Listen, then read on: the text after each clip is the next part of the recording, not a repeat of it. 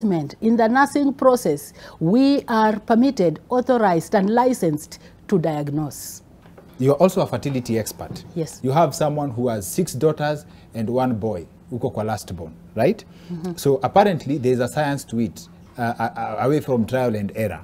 Let's start with the natural science of getting a baby boy or a baby girl. Sure bet. I will not say there is 100% sure bet.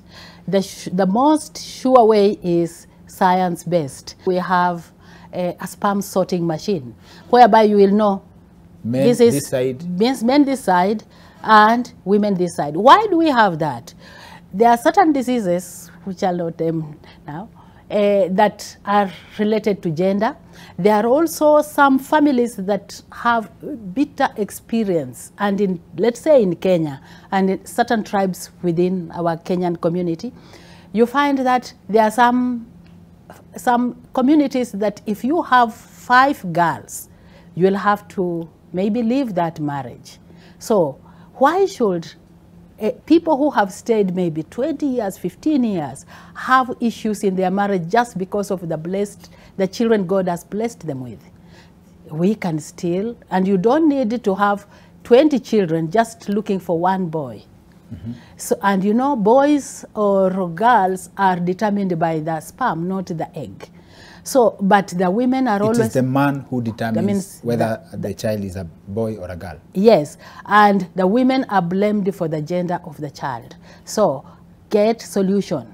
And the solution is let people have what they want. And how do people have what they want? But you do sperm sorting. If they have that challenge, maybe they wanted 2 children, boy and girl, and now they have 3 girls, for instance.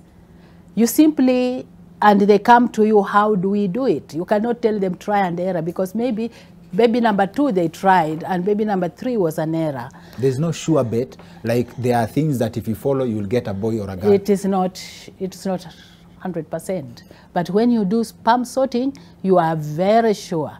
And if you are not extremely sure about that, then you can go further by doing a genetic assessment, pre-genetic screening to be of the embryo, to be very sure, 100% sure, because the manufacturers of the new generation sequencer insist that it will be 99.9. So if it goes wrong, you are within the 0.01%. So even science can still go wrong? Yes, it can, but not as much as just try and error. Before we let you go, what do you think would